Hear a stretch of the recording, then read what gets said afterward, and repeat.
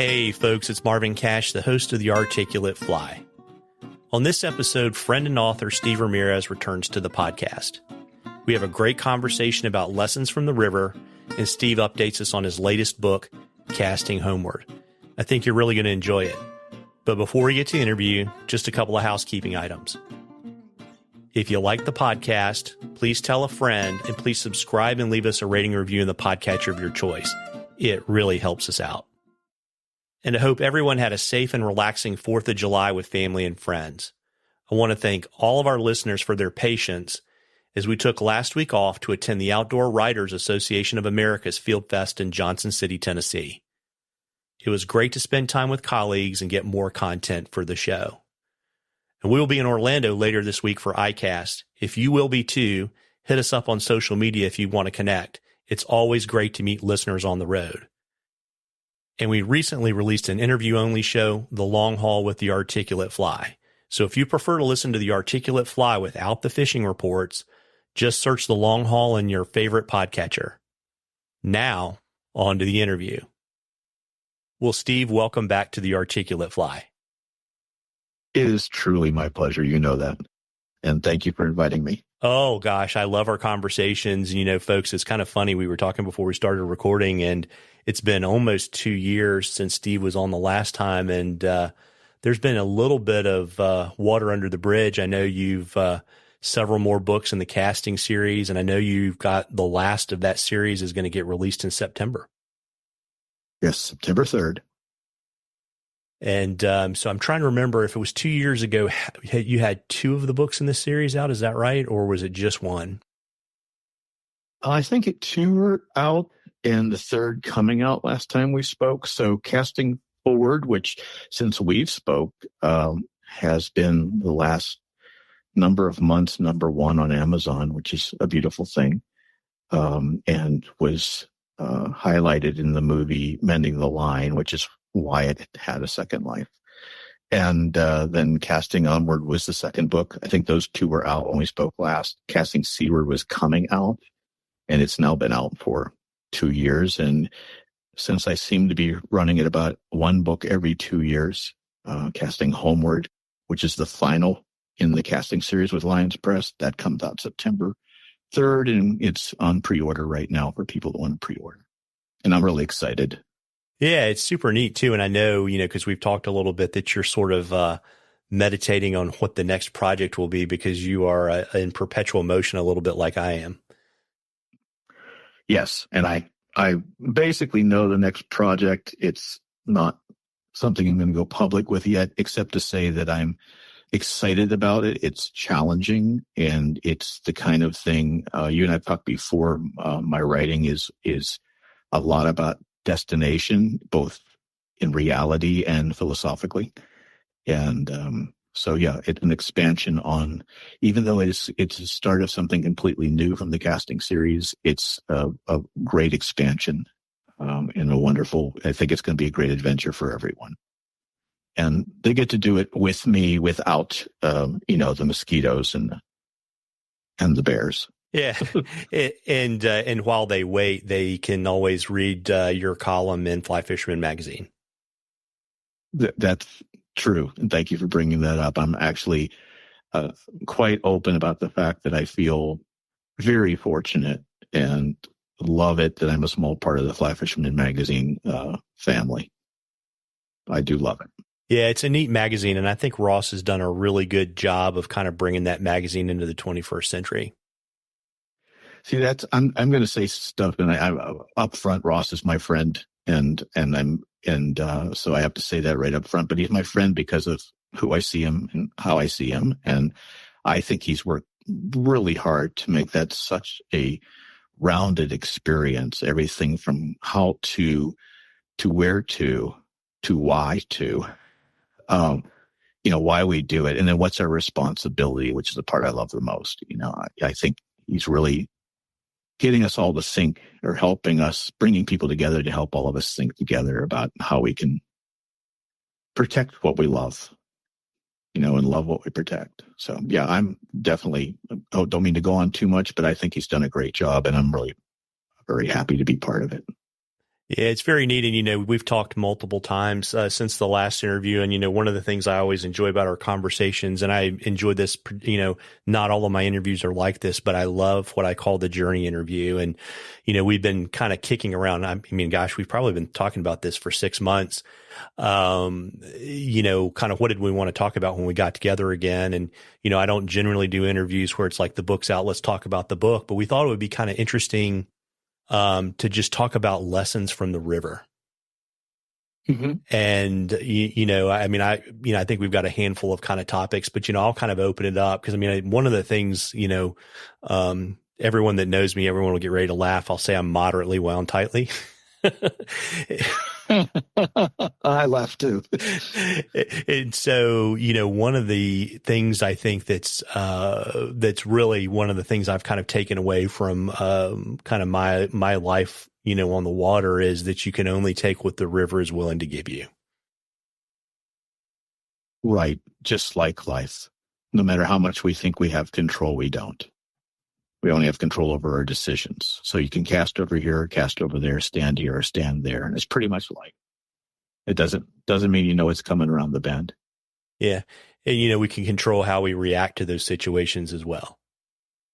Right. That's a lot of times I'll write to myself and to others. I'll say, I can do nothing about what happens in life or what happens in fishing. They're really the same. I mean, it's been said before, but you can really connect anything you want to fly fishing in nature, and you can learn anything if you pay attention. So, but it's true. I can choose, I can see what's happening, and then I can make a choice with my response rather than simply react out of emotion. I can respond out of something bigger than that. So I do think it all connects, whether you're deciding I'm going to toss a dry fly right now and I'm going to do it here in this way, or I'm going to do something that I'm not a big fan of, but I've done it, a lot of it, which is nymphing. And, but in life, we do the same thing. We can take a moment and decide this is what I'm going to do. And some of the best things are scary. Yeah. And it's interesting too, right? Because, kind of with my kind of lawyer banker background, if you apply enough force and resources, you should get what you want. And, one of the things is you just, some days you go fish and it's like, this is all we can get today. Right. And it's okay. And the victory is, can you go fishing, catch nothing and have a great time? And my answer is always yes. But I know, I remember a friend who golfed. I don't even remember his name now. It was so long ago. And I asked him why he loved golf. He said, oh, it's so relaxing. And I was a big runner back then, and because I could be. And I was running the trail through the golf course, and I heard some guys cursing, and I saw this golf club flying past my head. It was him. Fly fishing and golfing is like an island. If you don't bring it with you, you're not going to find it. So he didn't bring peace with him. He wasn't going to find it. But yes, if you bring peace to that river, or you seek it, you're going to find it. Yeah. And I learned so much by paying attention as an angler about life and about myself. So, the reflection in the water is more than just you. Yeah. It's interesting too, because, I'm fortunate enough to get to spend time with people. Cause, I always say I'll be proper since it's you and say, fly fishing is something that heals me. And so if I can, bring that to other people, I'm always happy to do that. And one of the things I try to tell people, because beginners so often get so frustrated, and it's like, there's so many tiny victories from a day on the water. Yes. And if you really want to be brave, and this is, everything is subjective. So this is my subjective view. If people read my work, you'll find that I'm constantly throwing myself into positions I've never been in before and doing things I've never tried before. So I'm always a beginner. And you've got to learn how to forgive yourself when things don't go right. That's how you learn. So I constantly am trying something new, and it's really cool. So I'm 63 years old, but I don't feel it. I feel like a kid because I'm always trying something new. And if it doesn't work out, big deal. I mean, when you're a kid, you fall in the mud, you get back up. When you're an adult, you fall in the mud and you think your day's ruined. So I'm definitely a 63-year-old kid, and I like it. Yeah. I like it. Yeah, it's interesting too, right? Because there's, when you face that kind of adversity and newness, and Right. you don't always triumph, however we want to define triumphing. But what I think it does is it expands your capacity to do more crazy stuff, right? Yeah. And I think it's all practice. So if you, I think the failure is possible, but to me, failure is if you've failed to complete something you're trying to do or trying to learn, and then you didn't learn anything from it, then you failed. But if you made a mistake and then you learn from it, you pick up and you go again, then you're good. You're golden. So I love it. To me, fly fishing lessons from the river are always coming. They're always there. And I think we brought this up because I was sharing with you earlier that no matter what I write next, there's going to be lessons from the river embedded into that book. There have been in the past, but there's going to be more. And that is because, again, my subjective opinion, the world is really hurting right now. And to me, we humans are the proximate cause of that hurt, including to ourselves. And so if we ask ourselves, what can we do to make things better? The first thing we got to do is make ourselves better. Fly fishing, the river, and paying attention in nature helps me become a better person. Does that make sense? No, it does. And, while you were saying that, I was kind of thinking about something, a lot of what I do, and I've talked to you a lot about my boys, and they're at that age where, I'm coaching, right. But I'm also sort of, try to, be a helpful soul in the world. And it's kind of interesting because, to your point, there's so much rancor, right? And to me, it's a choice, right? Whether you want to get up in the morning and have a little bit of outrage on your cornflakes or not. Not for me. Right. And so, it's funny. And so like, I really push my boys, and I'll, push other people that are in my circle. I just kind of suggest that maybe they should start by being the change they want to see in the world. Right. And that's where it starts. I mean, that's what we can do. I had a deep conversation with a friend yesterday who spent 30, 40 years of her life working for peace in the world. And we talked about the struggles. And I have another friend that spent time with the Dalai Lama and spent time with the doctor of the Dalai Lama. And one day she was actually talking to the doctor of the Dalai Lama about struggles she was having and in dealing with the world. And he just leaned over and said, "You can always feed the birds." He said, "What?" She says, "You can feed the birds. All we can do is what we can do." So sometimes what I do is those small things. And on the river, those are those small things. I was with, years ago when I wrote Casting Onward, I was on a river high up in the mountains of Colorado with Kirk Dieter from Trout Unlimited, also a dear friend. And Kirk and I were fishing together, and this young man with his girlfriend came down. And basically, they parked by our car because they saw that we were there, so they figured it might be a good fishing spot. And he just jumped right where we were going to go and went and fished right in the water we were going to go to. And I watched how Kirk handled that, which was beautiful. He says he probably has no idea what he's doing. So Kirk offered to teach him how to be more successful fishing, gave him some great tips, and then handed him some flies that he could use. And then was able to teach him in that process etiquette.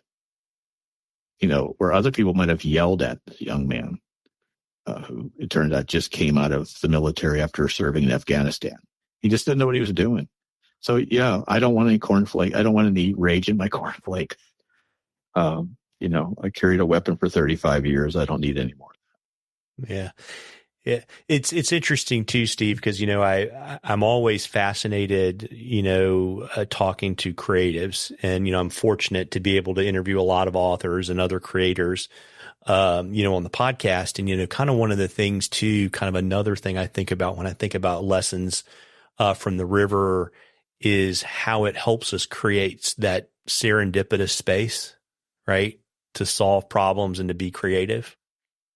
Right. It does. It does. Why don't you tell me a little bit more of how you see that? No, I'm interviewing. Oh, fair enough. I'll indulge you. It's fine. So, it's an interesting thing, right? So if you go back and if I say that I'm moderately tightly wound, right? So you think that, pushing, it works. And, I don't know when I sort of connected this dot late, no doubt, but that, you just don't schedule at 9:00 on Friday morning. I'm going to find the cure for cancer, right? It just doesn't, Right. It doesn't work like that. Right. And, No. and so, for me, I try to kind of order the world in what I call strategic and tactical. Okay. And, strategic is kind of a narrow word really, because I would say it's any kind of creative endeavor. And I think that, not relentlessly applying force and resources. Sometimes you just have to learn how to do that and that it's okay and that it's not a waste of time. Right. Okay. And I've learned so much from all the different things that I've done in Marine Corps. Of course, when you start talking about strategy and tactics, then I go there in my head. I go to strategy as a plan and tactics are the way you execute that plan. But there also is a great lesson in that life happens to us as we plan. And I think the number one thing we're going to have for the 21st century that's going to decide which of us are going to survive as part of our species is our ability to deal with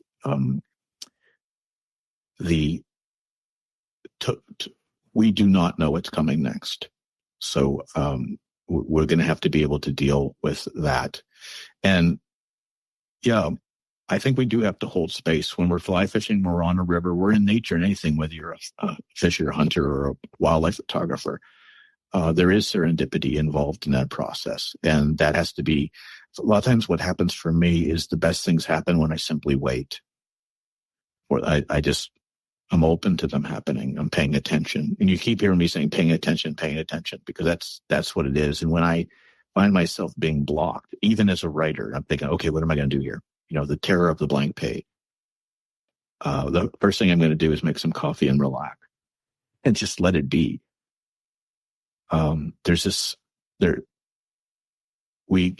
Creating force. And also I spent years in martial arts as well. And I learned studying Aikido that force is not always the answer. A lot of times it's redirecting force. So, you can't force it. You just can't. You just got to go with the flow. And that's such a cliche, but there is so many ways that I look at what we do standing in a river. I'm much more of a river guy than a lake guy, by the way. I like movement. I love fishing in the surf and reading the surf. It makes you pay attention. It makes you focus and learn and adapt and improvise and overcome. And so to me, fly fishing obviously is just something that grabs all of that. And we've talked before about it being healing. It's certainly a conduit for creativity if we're open. But if what our focus is how many fish we can catch and how big they are, then we're very limited. Especially as I see our rivers are largely suffering with every passing year. I think there's a whole lot more to it than that. I think, would you call fly fishing the bicycle? Yes. Yeah, I like that a lot. So, I hope I didn't go on too much there. No, not at all. And I would say I'll also have to acknowledge, Steve, that's a little bit building on a metaphor that Steve Jobs had at Apple, where he said that computers, I think, were bicycles for the brain. Okay. Well, and it is much more convoluted. So your listeners are going to hear how deep we get here, because I mentioned before, everything's like an island, which if you don't have it with you, if you don't bring it there, it's not there. And what we bring to the river, what we bring to our life, we can either have rage or I've had people that were saying, well, I'm just so angry about that. And I'll listen to them and I'll say, okay, well, you have a right to be that way if that's what you want. And they'd say, what do you mean if that's what I want? I said, well, you could choose not to be angry. I mean, again, I'm going to get kind of Zen here, but I think it was the Dalai Lama that said you will not be punished for your anger. Your anger is your punishment. So the last person to flip me off in traffic, I think I blew a kiss. which freaked him out a bit. Yeah. Yeah. Yeah. Some people could say that was passive aggressive, but maybe, but I just laugh like, what are you so angry about? You're in such a rush and we're all going to the same place. So, yeah, it's an interesting thing about, while we're kind of in this little Zen place, it's funny because I'll like tell my boys sometimes I was like, so if you're twice as angry, what does that help you change? Right. And the metaphor I use with them to help them understand that, as I said, so once you see the tiger, if you're twice as scared, do you run any faster? Perfect. Right. And will it serve you to run? Yeah. So, yeah. So, yeah, I mean, we get to be human and we all are. And so here again, I use the river metaphor, and it goes part of my imperfect Texan Buddha persona that I've taken on myself. When I get these things that grab a hold of me in that negative way, I look at them like I'm analyzing something in a glass box. And I say, okay, I'm feeling anxiety or anger or stress or whatever it happens to be. Why is that? And then I think it through and I think, what do you want to do about it? And then once I figured that out, I stick that in the river and let it float around the corner and let it go. That sounds cliche, but it works for me because I can only do what I can do. So if we go back to fishing, you can go and have a fantastic time no matter what happens, or you can choose to be pissed off because it didn't come out the way you planned. And, the fish don't have a script, and their job is to survive and procreate and pass on their genetics, just like us. Their job is not to get caught by you. So I'm never upset if I don't catch the fish. That's my fault. And when I do catch them, it's wonderful. And then I treat them nicely, unless we're going to eat them. It's interesting too, because talking about bringing things to the island always, makes me think about how important it is to bring curiosity to the island and what a safe place fly fishing is to be curious. Oh, I love that. Yes. And we're losing that, I think. And again, I'm just being, I'm saying what I think doesn't mean I'm right. But to me, one of the problems with the answer at your fingertips is we're losing our creativity. And we're also becoming way too easy to simply accept. If you don't have, I talked about being a 63-year-old kid. Well, I'm forever flipping rocks over. When I was a little kid, I was always flipping rocks over to see what lived under there. I know, a salamander. Under the water, I flip some rocks. Okay, there's some mayfly. I'm still doing that. And keep that curiosity. What's going on here today? And what does it mean? And what can I learn from this? It also puts us into a really good sense of our place in the world. And you and I have talked about this. We're a blip. A nice blip, but we're a blip. Yeah, it's an interesting thing. And it's really kind of a great kind of segue kind of into the next thing I was going to talk about, which is how it helps us get out of that egocentric worldview. Right. And, you can get a lot of perspective. Like you can get perspective if you're in Yellowstone and you get lost or you see a bear, right? Yes. Yes. Like that's one kind of perspective. But I also, too, to your point, I think, when you look at, when you're observant and you see, what's going on, but you also see, entire life cycles that are much shorter than yours, right? How does that inform how you should live your life? Right. Sure. I think I've told you before, I have a favorite rock that's 3/4 of the way through a wade trip that I take relatively frequently where I sit and eat the sandwich and watch the kingfishers. I love that. And, I know about how long I have, on some days I can sit on the rock and you can smell the deer, but you can't see the deer. Oh yeah. I love that. That is what it's all about. Yeah. And so, it's an interesting thing. And I think, that, helping with context, also might, help us maybe find something other than rage for the cornflakes in the morning. Sure. And there's times when I think, I don't want to say rage, but maybe outrage. I don't know. There's times when it's okay to say this is wrong. And that's another thing I love that fly fishing can do for us. It connects us not just to a fish, but the fish to the river to the, to the mayflies, the riparian habitat, the need we have trees to cool the water. And it goes on and goes on, and why we need rain.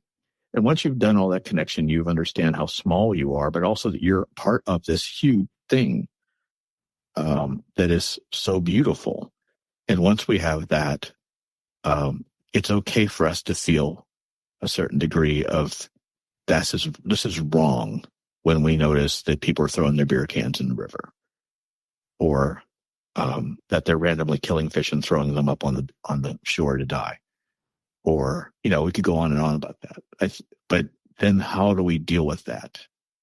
And so what I love too is a lot of fly fishing organizations, and I'm not a big organization guy, even though I am a life member of Trout Unlimited, are doing great work at cleaning up rivers, of teaching people to respect nature and each other. And that, to me, is what we need to pass on, that respect, that empathy. So empathy for the fish. And I have killed and eaten fish. So it's not like I'm, saying you get where I'm coming from. Mm-hmm. I do. But we have empathy for the fish. So I have asthma and heart disease, and I write about that in this fourth book coming out. And with my asthma, which is beginning progressively worse, I remember what it's like not to be able to breathe. So when I take a fish, I try to keep it in the water. And I always know if I have to bring out for some reason that one eye is looking towards the water, wanting to get back, and the other eye is looking right at me, and I've got its life in my hand, literally. That kind of empathy is something I see us losing in the world. And this is coming from a former U.S. Marine. That, I'm saying I'm not a big mush, but I am. Every true warrior I've ever known has nothing to prove. And I've served with a lot of them, and they had nothing to prove. There was no big ego. They knew that they were small. And I don't mean to be too graphic here, but I've seen a lot of death. They had seen a lot of death. And all you have to do is notice what it's like to see a human being turn into a sack of potatoes, and you realize, okay, I'm not that important except for what good I can do here. So I think fly fishing, being in nature, it is part of what we need, both in the healing of our world and ourselves, and in the teaching to remind us. And I hope you don't mind. I went a little crazy there in sharing, but I'm passionate about it. Yeah, it deeply concerns me in a slightly different way. And so, I see, and part of, this great thing about being on a river where your phone doesn't work, which I think is glorious, yes, is finding that connection and being truly connected to the resource. And I think, as I watch, the challenges that, say, for example, some of our not-for-profits are facing, I mean, people are not engaged, and this isn't in a judgmental way, but if you look at the data, if people fly fish 1 to 3 days a year, and that's half the people that fly fish in a year, it deeply concerns me. It's actually something I've made a mental note to sit down and talk to Chris Wood the next time I'm with him, because I think that, if you fast forward 15 years, we're going to start to really see how difficult it's going to be to care about these things that I know you care deeply about. Right. Because we're literally breeding that attachment out of our humanity. Yes. I'm so glad you brought that up. And I'm the fourth book, the one that's coming out, and this is not a book plug. There's a real reason I'm telling you this. I am very honored that a gentleman who's become a friend, Richard Louv, who wrote Last Child in the Woods. And I don't know if you're aware of that book, but it's a book that I wish at least every parent would read. Every school board should be mandatory reading. But anyhow, Last Child in the Woods, and I'm very pleased that Richard Louv has done the foreword for this fourth book. And pleased and honored, but that's what his focus has been, is our connection to what we're doing with our children. We don't save what we don't love, and we don't love what we don't know. And as a former warrior, and I don't say that, flippantly, like somebody just has a sticker on their pickup truck. I've actually been out there and done hard stuff. As a former warrior, you know that how you train people to kill other people is to take the humanity away from the target. And we're taking the reason to care away from nature. We're treating it as a thing to be used up and spit out. And there's too many of us. There's 8 billion of us and growing. And it's going to take care of itself if we don't, because I was fishing for this book, actually. I was fishing the Big Hole River, which is lost. I don't remember the actual number, but something like 40% of its trout gone. And we're seeing this impact. But here's where I see the hope. I think us anglers, us people who are part of the outdoor community, anglers, ethical hunters, people who are into gardening, all these sort of groups, we're the ones that can drive this forward and say no more. We're the ones that can say, I'd love to see what Richard Louv has written about, that every child is exposed to nature as part of their teaching, as part of their learning and growing. I mean, everything attaches to it. And if they had that, first of all, I think it's going to make their life richer. And in this book, I actually have a little thing I say where I wish that every child in Gaza and Israel had to go fishing together as a mandatory part of their education. Now, that may seem very Pollyanna, and I'm not silly. I know what the real problems are there. I was dealing with Islamic Jihad up close and personal when I was in my 20s. But I do know that I saw how people separate themselves from each other and from nature. And as long as you treat all of this as just something to be used, then you're not going to care until it's too late. I don't know if you saw the thing where howler monkeys are falling out of the trees in the Yucatan dead from the heat. No, I haven't. Yeah. I mean, that's just one of many things I can bring up right now. And I want people to pay attention, because I don't know about all the anglers in the world, but I can tell you, I would not be interested in going into an ocean or down a river where I knew everything was dead. I'm just not interested. I wouldn't be interested in knowing that it's all been done in a stainless steel tank and dumped in there for me to catch like it was a kiddie pool. And that's the direction I'm afraid we're going to go if we don't pull together and say, we love this and we want to keep it alive. So, yeah, I'm passionate about it. There's no doubt about it. And I don't, hey, like I said, I'm a 63-year-old kid. I don't care if people make fun of me. Yeah, but I think there's even a broader issue there, Steve, is I think it's not consumptive just as it relates to the outdoors. It's consumptive for everything, right? I agree. We've been sold that bill of goods. And so everything now is a packaged experience. And so, you look at, it was interesting. I was actually eating a sandwich in one of the local grocery stores, and I like going there because I talk to the people that work there, right? Which is a rare thing. It actually shocks them, almost scares some of them. And I do the same thing, by the way. You know that about me. I know. Yeah. And so about living in community and all of these things that we've lost where, if you DoorDash, and I'm not hating on this, and I want to talk about tech too, because I think it's a really important adjacent issue. I just think we should be mindful because there's such tremendous value at eating dinner at the kitchen table.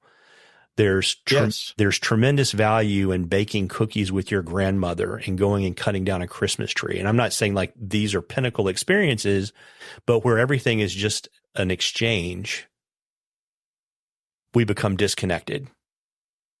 Right. I so deeply agree. And people may say, well, what does this have to do with fishing? It has everything to do with fishing, because fishing is like, we talk about lessons from the river. Standing in a river, everything we ever wanted to know about life, we can learn. And it really is, everything is connected, and that includes us. We're mostly made of, I've written this before, we're made of stardust and water. That's it. That can contemplate itself briefly. So yeah, I mentioned to you that I do the same thing. I read people's name tags. I call them by first name. There's sometimes the only good I can do in the world is to be kind to somebody in the grocery store. And so it happens that I was just telling my wife that one of the clerks from the grocery store here went off to the military and is boot camp right now, just sent me a letter from boot camp. And we've only talked when she was checking me out, when I'm getting groceries, and she's working at the cash register, and she just sent me a letter from boot camp. We need community. We need to treat people, that we see them. And I think we also need to see each other. And we need to see, again, I'm getting into my sort of thing, but right now, what part of the things I'm writing a lot into this fourth book is that all living things are living beings. That doesn't mean I didn't shoot a kudu in Africa. I did. But I was aware of its aliveness. Do you get what I mean? No, I do. And I mean, it's, I knew what I did. Yeah. And you knew it, but you appreciated it, right? Yes. And all of that meat was donated to the local Herero tribe. And the money I paid went to wildlife protection in Namibia. And I knew what the practice was of what I was doing, the Campfire Project, to help people have some monetary dog in the hunt of keeping wildlife alive in Africa. Oddly enough, by allowing some people to come kill them. Yeah. And it kind of comes a little bit back full circle, because it's another thing that I kind of fixate on when I talk to my boys. Like, I talk about being the change that you want to see. And then what you find is people are outraged by lack of community, but then when you ask them what they do, they don't do anything. And I'm not saying that in a judgmental way. I'm saying that in an observational way, right? And I find it incredibly powerful to watch that and say, well, if it bothers you so much, what are you going to do? What one thing can you do today? Right. Right. To make it better. And, right. And not to go, watch whatever news you want to watch. It's completely your business. I don't care. It's just, how does that add to your journey? And it kind of gets us to this technology point. And I preface all of this by saying, I love technology, right? When I was 10 years old, 11 years old, we had one TRS-80 in my middle school. We didn't have a hard drive. I don't even think they had hard drives. They didn't pay for floppy disks in the TRS-80. So we would sit at lunch and write computer code. So I love tech, right? I had an abacus. Well, I would think you're a slide rule guy. I would give you a little bit more credit than an abacus. But I've been asked to give a talk on generative AI with creatives at the Outdoor Writers Association meeting in July. And I think this is a fundamental issue of what it means to be human.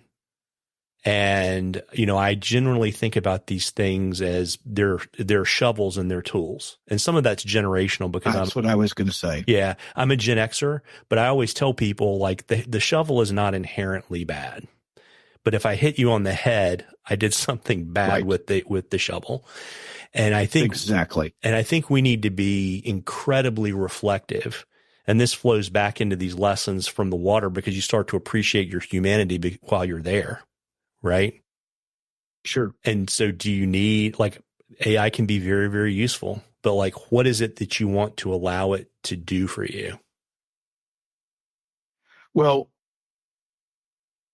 I can't speak much to AI right this moment, but I can say this, that first of all, I see it the same way you do, as a tool. I see everything from a firearm to a fork to a shovel as a tool.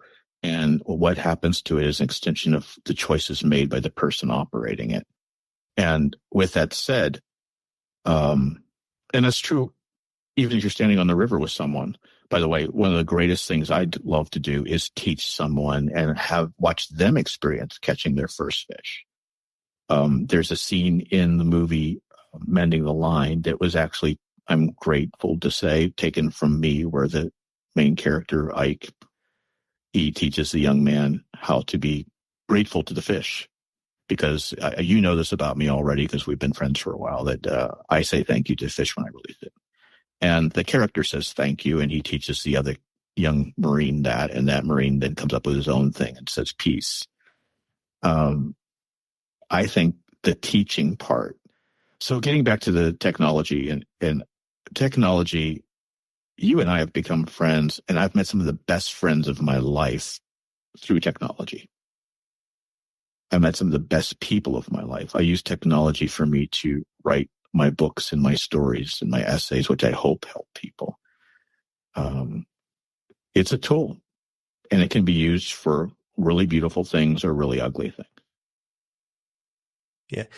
And I think you can say that again in an observational way where it's not that what you write is the Catholic sense of what's right, like not to like get the double entendre with right, but it's a posture in the world of generosity, right? And being deliberately generous that I think is so powerful. Yeah. I wish that so it used to be when I was a very young person in my life that I fell into the idea of do what's right.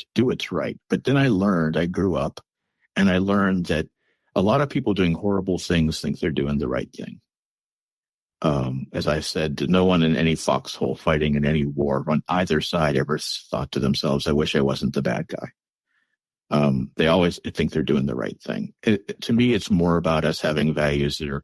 So when you mentioned about where people get their news or which way they vote, and I don't get into any of that. I don't have to. I don't have to knock anybody down because I can raise them up. I can simply say, is this person I'm choosing to spend time with kind? Are they brave? Are they willing to learn? Are they open-minded, or are they fixed in their ideology? As long as I can answer all those questions, then the rest of it takes care of itself. And I think we see that too when we're looking at getting back to rivers. If we're going to save our rivers, if we're going to save the fish, if we're going to save the trees, and they're going fast, we had better break out of our fixed ideas of consumption. Edward Abbey said, unlimited growth is the ideology of a cancer cell.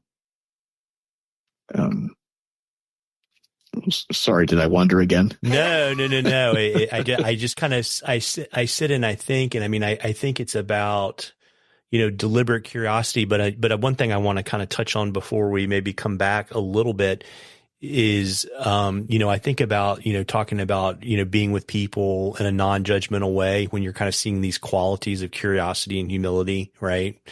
Right. That I think that one of the greatest gifts we can share with other people is sharing our time with them and sitting with them in the darkness. Yes. Absolutely. And in taking and accepting, here again, we'll go back to the lessons from the river. You can't say, I'm going to go to the river and it's going to be this way today. You go to the river and you have to adapt to how it is. Is it running fast? Is it running low? Is it clear? Is it got a lot of silt in it? What's going on? And it's the same with humans. So I've fished with some wonderful people in my books. And a part of what I'm writing about is that relationship. And there's some people that I love every single person I've fished with, but I know I'm going to have a whole different experience depending on who it is. And I'll leave names out of this, but I know if I go with one person, it's going to be a hard driving, angling experience because that's where they're at. They want to get to the river as fast as they can, get on the river, in fact, and they're focused on catching fish. And another person, we're going to sit on the tailgate for a half hour and talk before we even start. I have my own preference of how I do that. But I can do it both ways, and I accept them where they're at, just like the river. If you want to drive, sure, I'll catch up with you. We'll get to the river, we'll fish. But slowly, they'll notice me sitting on a rock just watching the river go by and see how weird I am, that I don't have to be fishing all the time. I can have that sandwich on that favorite rock like you and watch the kingfishers and be really, really happy. I think we teach each other things, not through judgment, but through just doing and being together. Does that make sense, as I always say? No, it does. I mean, it really comes back to this idea of being in community, right? Yes.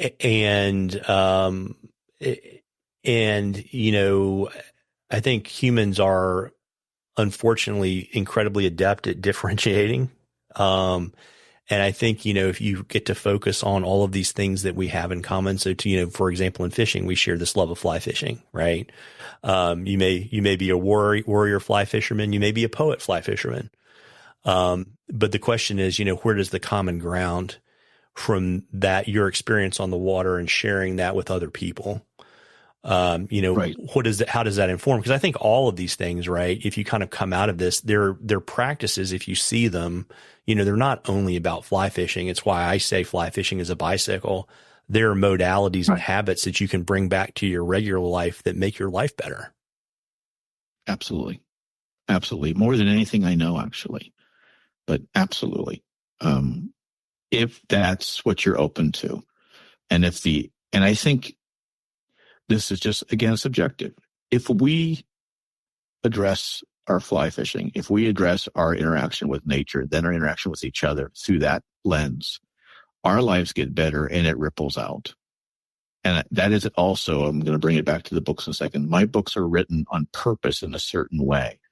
They're, as you know, they're full of fishing stories and adventures, but that's not what they're really about. The first one, Casting Forward, is in here, the Texas Hill Country where I'm from. And then it goes across America, going after native fish through all the freshwater waters. And then Casting Seaward, that was Casting Onward. Casting Seaward is our oceans from Alaska all the way around and out to the Caribbean and back. And this last one, Casting Homeward, I'm traveling backwards in time from the furthest reaches of Alaska all the way to New York City. And by backwards in time, what I mean is I'm going backwards from the movement of Euro-Americans as they spread across this country and interacted in often in not great ways with indigenous Americans. And the next one I'll be doing, without getting any details, is going to be looking at it very internationally. Once we get outside the borders, once we get outside our hemisphere. There's so much we find out we have in common. So I could spend some time with my hard driving fishing friends and I realize, oh, okay, I see what it is. Where you live, you have to get to the river in a hurry because there's so many anglers here. You're not going to get a spot. I have to, have some empathy and find out where they're at. And I also have to remember that maybe when I was younger, maybe when I was their age, I had to have been more hard driving. I'm at that place now where, Bob White and I were up in Alaska, and on our last day, we decided to fish for a half day and then go into the lodge together while everybody else was fishing. And Bob painted while I wrote the book.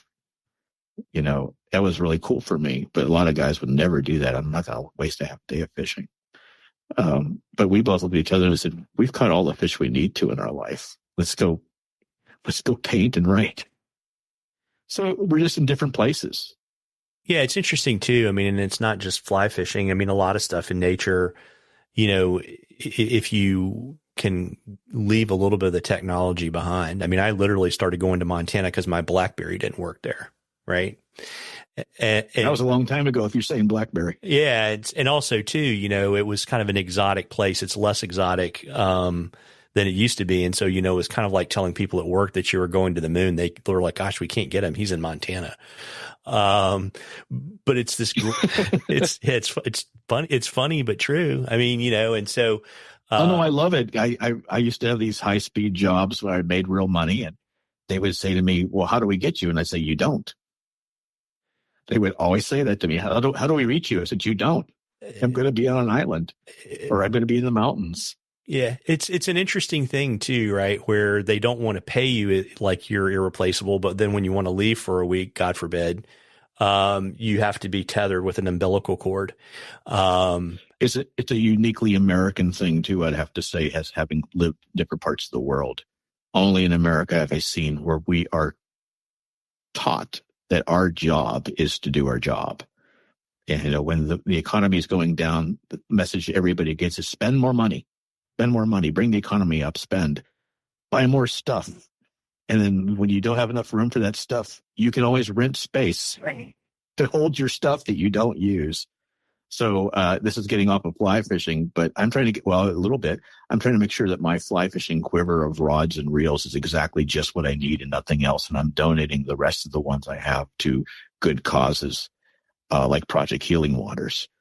And I am getting in my home down to the minimalist stuff of just what I need. just the pots and pans and dishes and things that I need and want. And the rest of it, I am giving away to be repurposed. It's so freeing. Yeah. And you've already done that with your library, right? Oh, yes. I gave away to the local library here in my little town in Texas 4 pickup truckloads of books. And they have what they didn't keep for the library, they sell it and make money for the library. And yep. So I've given away almost all of my books. I have a very small collection of books that I will not let go of. And I read them again and again. So when I told Bob White this, he said to me, I'm kind of interested in seeing which ones you kept. Yeah, I would say a related question. I think people are going to want to know, what fly rods does the Texan Buddha think are critical to keep? What do you have? Well, for me, it's weight. Rather than getting into, now I have to say that it just so happens that, so if I talk to another one of my friends, he's going to say, oh, I only use Hardy and Lawrence only use Sage and all that. But I most of my stuff is Orvis. But when I talk about the rods that I hold on to, first of all, I love glass, but I also have graphite, and I have one beautiful bamboo rod that was made for me by Jerry Custage.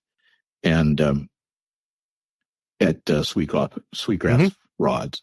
So, but at any rate, for me, I like having in my quiver, I like having a 3 and a 4 because I love using light rods in high mountain streams, or, and for smaller fish. I always am going to have a 5, an 8, and a 10. So to me, that covers things. I have a 5, 8, and a 10. And then I usually have multiple spools. So like on my 8 weight, I have one that's a tropical floating line. I'm going to have one that's an intermediate sinking line. I have one that's really good for surf and going in deep. And that's what I do. It's what do I want to achieve? It's not about how many things can I have. It's what tool is going to get me where I need to be, and to have the experience that I need. That I want to have. So people have asked me, well, how do you travel all these places? It's not because I have money. It's because I redirect what little I have. So in order to do casting onward, I had to sell a lot of my firearms from my hunting life, almost all of them actually, to help pay for airfare and things like that. And we put our priorities where we want them. And for me, it's not about things, it's about experiences. So yes, to me, if I have a 3, a 5, an 8, and a 10, I'm pretty much covered for everything I want to do. Yeah, it's interesting. It's this theme again of being deliberate, right? And I'm sort of the same way. And it's kind of funny because I remember looking up at one point and I was like, gosh, I'm making all this money to spend all this money to make all this money to do something that doesn't fulfill me. Mm-hmm. And so you kind of jettison that. And, part of it too is I always tell people, like, I'm a Generation X kid. I grew up in the 70s. Like we're going to be fine. Right. Just a completely different thing where like you don't eat out every meal. You actually repair stuff, which is kind of a mind blowing thing to people. Right. But it's I don't know. And I say this again, it's just an observation. It's just where I am in my journey. I don't care what other people do. I'm not judging them. This works for me, right? Like I will always trade, more rustic accommodations for more days on the water. Yeah. I wish I could say that's true for me. I actually confessed up in this 4th book that there was a time when I was a true wild man. There was a time when I was quite happy that I could go out into the wilderness, and I did this all the time. Sometimes I did crazy things where I was making a lean-to, like because I chop my own wood and build a lean-to and tie it together. And I actually remember doing this in South Florida where I would cover it in palm fronds, and that would be my shelter, and sleep on the ground. And those days are gone. And I have to admit that while I will do those things, I have definitely really enjoyed stepping out of a float plane and having someone hand me a glass of wine. Judge me if you will. like I said, things are a little more creaky than they used to be, and I'm out there all day long, and I'm fishing, and I'm climbing, and I'm doing all that stuff. But it is sure cool to have a nice shower and a glass of wine today. Yeah. So I'll fess up. Yeah, as long as it doesn't get in the way of the fishing, I think I can approve. So sure, that's it. I'm not saying I'm skipping the fishing. I'm just saying that, given the chance between the lean-to now, and when I was young, that seemed all really cool. But now I've got that kind of been there, done that. Yeah, I had the bears walk in on me, and woke up once with the snake in my sleeping bag with me. I've done it. I don't need to keep doing it. I have nothing to prove. So yeah, I'll put the mosquito net on my head. That's okay. I was with my buddy Bob one time. We're on the St. Croix River. He handed me this mosquito suit to put on while I was going to stay with the boat while him and Lisa went to set up the vehicles. And I said, "Oh, I won't need that." He said, "Put it on." Oh my gosh. I was completely covered within seconds in mosquitoes. I have no problem putting on the mosquito suits, what I'm telling you. Duly noted. And, as we before we get back to kind of upcoming travel and book details and things like that, Steve, is there anything else that you can think of we should talk about in terms of lessons from the river? Well, I guess the number one thing I'm going to share is that what keeps me going is that I never stop learning. And that's what's really cool about Lessons from the River, because we're always changing. I hope we are. If we stop changing, we stop growing. That's why I'm really against the idea of a fixed ideology of any kind, because it means you're not growing anymore. And I have a lot of younger friends, and I thought about, well, why is that? And I thought too many people my age have given up learning. They're not learning anymore. They're not growing. So I know that I don't know much of anything. And I've changed my mind a lot because I've learned new information. I think Lessons of the River are eternal. They keep coming. And as long as I keep saying we pay attention and we ask ourselves honestly, how did I handle that? And forgive yourself when you don't handle it well. So I think that's the thing. We can never stop learning just by stepping out there and paying attention. And life for me, because my brain works weird, I think in poetry and metaphor. So I'm constantly learning. And when I make a mistake, I laugh about it, usually write it into the book how I screwed up, and move on. Nothing and no one has any power over us unless we give it to them. And so I'm not afraid to make mistakes. I want to learn. Yeah, it's interesting. It makes me think too, Steve, like one of the things that attracts me to fly fishing is it's not consistently solvable, right? No. And that's one of the allures, because I think if, I quote, figured it out, it would have bored me ages ago, and I would have maybe become a golfer, God forbid. I would still take you as you came, but we wouldn't have as much to talk about, because I grew up around golf courses part of my life, and I was constantly being chased off of them because what I was doing, not golfing. I was fishing in ponds illegally. It was chasing me out of their ponds. So anyway, I love our conversation, and I really appreciate that you've shared this time with me. Oh, it's been tremendous fun, and I know you've got some speaking engagements. I know you said just locally, but you've got some travel coming up too. I do. I have some great travel coming up. I'll be spending some time down in Patagonia, in various parts of Patagonia. If it all comes together, I'll be in both northern and southern Patagonia in Argentina, and then various areas around Argentina and up the Parana River going after Golden Dorado, and a few other undisclosed places. And I'll be spending some time in Campeche, Mexico soon, going after tarpon. But what I'm really going after, of course, is Lessons from the River and the Ocean. So yes, I've got some good travel coming up. Also going to be going out to Portugal. And all these things are going to connect into me sharing with those people who I so deeply appreciate that read my work. That I'll be sharing these stories with them and the lessons that I learn along the way. That's what I do. I learn new things, and I say, here, this is for you. Take it. You're never going to learn a fancy way to cast from me or a special new knot, but you're going to learn a whole lot of ways to attach better things to your life and let go of others. Yeah. And I will drop a link. I know that Amazon and I imagine other like Barnes and Nobles and others had the pre-sale links up for your last in the casting series, which I guess you told me was going to come out officially on Labor Day weekend. Is that right?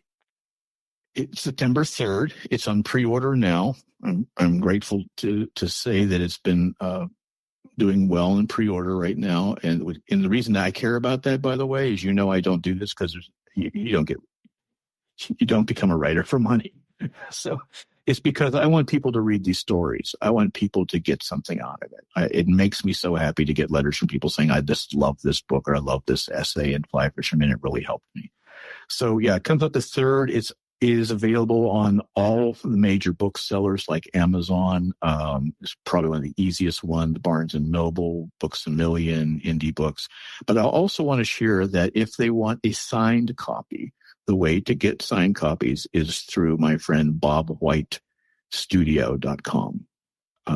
He is taking pre-orders for signed copies, and that's the only place I do currently sell signed copies through. Got it. And do you have any promotion in the schedule, or is it a little early yet? Right now, the only things I've got coming up are pretty local here, so I don't know how much it'd matter to your listeners, rather than me traveling around the country, because it's if I do, it's because I'm traveling for other reasons and I'm able to do those things. But I will. They can always look on my website, SteveRamirezAuthor.com, and whenever I have something like I'm traveling to Arizona or Colorado, wherever, and I'm going to be at a local bookstore or something, I always post it up there. Yeah. And I will drop all that stuff in the show notes. And I also know that you are active-ish on Instagram, and I'm probably more active on Facebook, right? Both. Instagram is Steve Ramirez Author. And same thing with Facebook, Steve Ramirez Author. And you're welcome to connect with me on that, as long as you're a real person and a nice person. And I write on both of them and keep people connected with me. But also the reason you mentioned Facebook is because that's where I actually write some little mini essays that people seem to like. And I just put them up there. Yeah. And when you were talking about why book sales were important to you, that's the topic for our next conversation. We'll spend an hour or so talking about the intersection of commerce and art. So beautiful. Well, Steve, I super appreciate you carving a little bit of time this evening out and spending it with me. My pleasure. Absolutely my pleasure. Thank you. I look forward to it, and I really enjoyed it. Take care. Well, folks, I hope you enjoyed that as much as we enjoyed bringing it to you. Again, if you like the podcast, please tell a friend and please subscribe and leave us a rating review in the podcatcher of your choice. Tight lines, everybody.